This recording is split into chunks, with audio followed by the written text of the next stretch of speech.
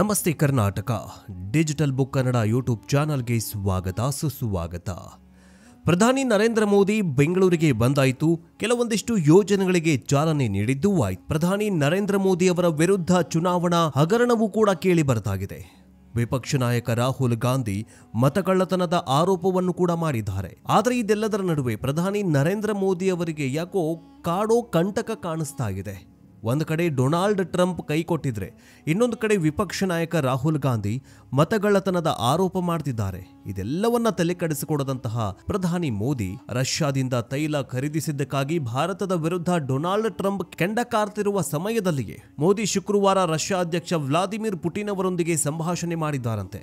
ಈ ಮಹತ್ವದ ಸಂಭಾಷಣೆಯು ಅಮೆರಿಕದ ಜೊತೆಗಿನ ಸಂಬಂಧ ಉದ್ವಿಗ್ನಗೊಂಡಿರುವ ಸಮಯದಲ್ಲೇ ರಷ್ಯಾದ ಜೊತೆ ಭಾರತದ ಸಮತೋಲನ ಕಾಯ್ದುಕೊಳ್ಳುವಿಕೆಯನ್ನ ಎತ್ತಿ ತೋರಿಸಲಾಗಿದೆ.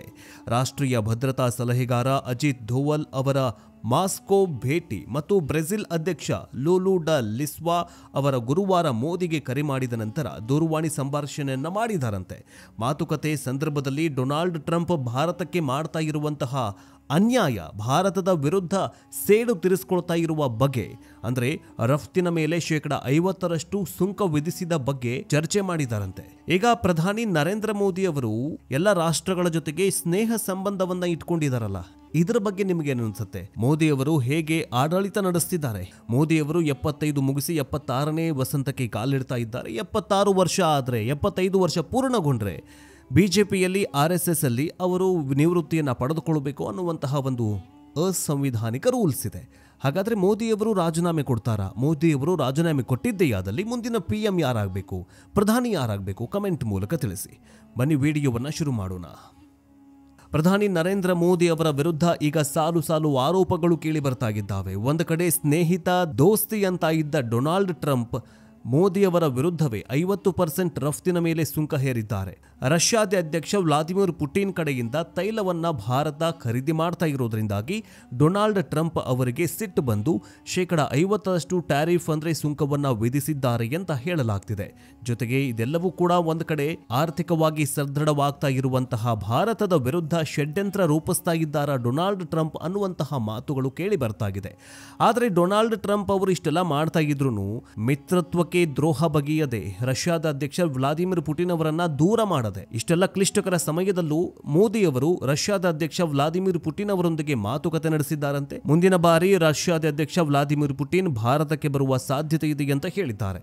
ಮೊನ್ನೆ ಅಷ್ಟೇ ಡೊನಾಲ್ಡ್ ಟ್ರಂಪ್ ಅವರು ಭಾರತದ ಮೇಲೆ 50% ಸುಂಕವನ್ನ ಹೇರಿ ಸುಂಕ ಯುದ್ಧಕ್ಕೆ ನಾಂದಿ ಹಾಡಿದ್ರು. ಇದೇ ಸಮಯದಲ್ಲಿ ಮೋದಿ ಅವರು ವ್ಲಾದಿಮಿರ್ ಪುಟಿನ್ ಅವರೊಂದಿಗೆ ಮಾತುಕತೆ ನಡೆಸಿದ್ದಾರೆ ಅಂತ ಹೇಳಿದ್ದಾರೆ.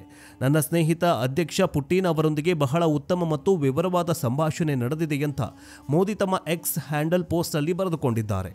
ಉಕ್ರೇನ್ನ ಇತ್ತೀಚಿನ ಬೆಳವಣಿಗೆಗಳನ್ನು ಹಂಚಿಕೊಂಡಿದ್ದಕ್ಕಾಗಿ ನಾನು ಅವರಿಗೆ ಧನ್ಯವಾದ ತಿಳಿಸ್ತೇನೆ. ತಮ್ಮ ದ್ವಿಪಕ್ಷೀಯ ಕಾರ್ಯಸೂಚಿಯಲ್ಲಿನ ಪ್ರಗತಿಯನ್ನ ನಾವು ಪರಿಶೀಲಿಸುತ್ತಾ ಇದ್ದೇವೆ ಮತ್ತು ಭಾರತ ಹಾಗೂ ರಷ್ಯಾ ವಿಶೇಷ ಮತ್ತು ಸವಲತ್ತು ಪಡೆದ ಕಾರ್ಯತಂತ್ರದ ಪಾಲುಗಾರಿಕೆಯನ್ನ ಇನ್ನಷ್ಟು ಅಳವಡಿಸಿಕೊಳ್ಳುವ ನಮ್ಮ ಬದ್ಧತೆಯನ್ನ ಪುನರುಚ್ಚರಿಸ್ತಾ ಇದ್ದೇವೆ. ಕೆಲವೊಂದಿಷ್ಟು ಈ ವರ್ಷದ ಕೊನೆಯಲ್ಲಿ ಭಾರತದಲ್ಲಿ ಅಧ್ಯಕ್ಷ ಪುಟಿನ್ ಅವರನ್ನ ಆತಿಥ್ಯ ವಹಿಸಲು ನಾವು ಎದುರು ನೋಡ್ತಾ ಇದ್ದೇವೆ ಅಂತ ಪೋಸ್ಟ್ ನಲ್ಲಿ ಬರೆದುಕೊಂಡಿದ್ದಾರೆ ಮೋದಿ ಅವರು. ಇನ್ನು ಈ ವರ್ಷದ ಕೊನೆಯಲ್ಲಿ ನಡೆಯಲಿರುವಂತಹ 23ನೇ ಭಾರತ ರಷ್ಯಾ ವಾರ್ಷಿಕ ಶೃಂಗಸಭೆಗೆ ಪ್ರಧಾನಿಯವರು ಅಧ್ಯಕ್ಷ ಪುಟಿನ್ ಅವರನ್ನ ಆಹ್ವಾನ ಮಾಡಿದ್ದಾರೆ ಎನ್ನುವಂತಹ ಸುದ್ದಿ ಇದೆ. ಜೊತೆಗೆ ಪುಟಿನ್ ಅವರು ಭಾರತಕ್ಕೆ ಏನಾದರೂ ಬಂದಿದ್ದೆಯಾದಲ್ಲಿ ವಿಶ್ವಕ್ಕೆ ಒಂದು ಸಂದೇಶ ಹೋಗೋ ಸಾಧ್ಯತೆ ಇದೆ. ಕಾರಣ ಕಳೆದ ವರ್ಷ G20 ಶೃಂಗಸಭೆಯಲ್ಲಿ ಅಮೆರಿಕದ ಅಧ್ಯಕ್ಷರು ಇಷ್ಟೇ ಅಲ್ಲದೆ ಅನೇಕ ರಾಷ್ಟ್ರಗಳ ಅಧ್ಯಕ್ಷರು, ಪ್ರಧಾನಿಗಳು ಬಂದಿದ್ರು. ಆದರೆ ಈ ವರ್ಷ 23ನೇ ಭಾರತ ಮತ್ತು ರಷ್ಯಾ ಶೃಂಗಸಭೆಯಲ್ಲಿ ರಷ್ಯಾ ಅಧ್ಯಕ್ಷ ವ್ಲಾದಿಮಿರ್ ಪುಟಿನ್ ಬರುವ ಸಾಧ್ಯತೆ ಇದೆ ಅಂತ ಹೇಳಲಾಗಿದೆ. ಜೊತೆಗೆ ಚೀನಾ ಜೊತೆಗೂ ಕೂಡ ಈಗ ಭಾರತ ಒಳ್ಳೆ ಸಂಬಂಧವನ್ನ ಇಟ್ಟುಕೊಂಡಿದೆ ಅಂತ ಹೇಳಲಾಗ್ತಾ ಇದೆ. ಭಾರತಕ್ಕೆ ಸುಂಕ ಬರೆ ಇನ್ನು ಆಗಸ್ಟ್ 7ರಿಂದ ಟ್ರಂಪ್ ಅವರ ಕಾರ್ಯಕಾರಿ ಆದೇಶದ ನಂತರ ಈ ಸುಂಕದ ಹೊರೆಯನ್ನ ವಿಧಿಸಲಾಗಿತ್ತು.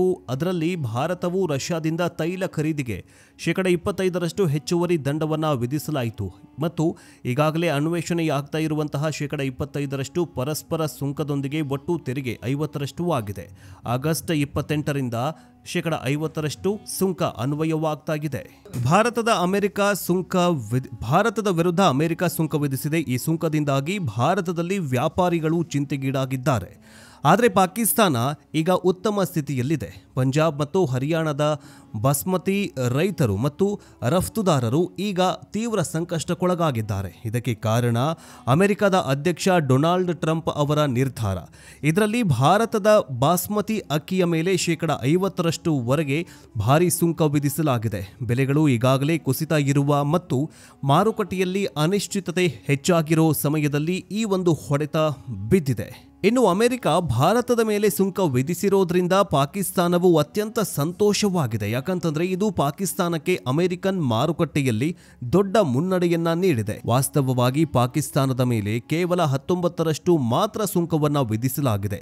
ಬಾಸ್ಮತಿ ರಫ್ತಿನಲ್ಲಿ ಈ ಎರಡೂ ವಿಭಿನ್ನ ದರಗಳಿಂದ ಪಾಕಿಸ್ತಾನ ಪ್ರಯೋಜನ ಪಡೆದುಕೊಳ್ಳುತ್ತಾಗಿದೆ. ಇದರರ್ಥ ಈಗ ಭಾರತೀಯ ಬಾಸ್ಮತಿ ಅಕ್ಕಿಯ ಮೇಲೆ ಅಮೆರಿಕ ಗ್ರಾಹಕರಿಗೆ 31% ಹೆಚ್ಚಾಗಲಿದೆ.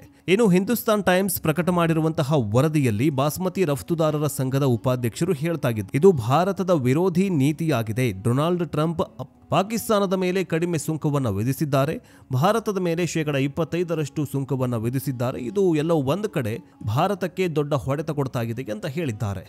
ಇದು ಬರೀ ಬಾಸ್ಮತಿ ಅಕ್ಕಿಯ ಮೇಲಿನ ಎಫೆಕ್ಟ್ ಆದರೆ ಇನ್ನೂ ಹಲವಾರು ಭಾರತ ಮತ್ತು ಅಮೆರಿಕದ ನಡುವೆ ನಡೀತಾ ಇರುವಂತಹ ವ್ಯಾಪಾರಗಳ ಮೇಲೆ ಭಾರಿ ಎಫೆಕ್ಟ್ ಆಗ್ತಾಗಿದೆ. ಇದೆಷ್ಟರ ಮಟ್ಟಿಗೆ, ಇದು ಎಷ್ಟರವರೆಗೆ ಮುಂದುವರಿಯುತ್ತೆ ಕಾದು ನೋಡಬೇಕಾಗಿದೆ.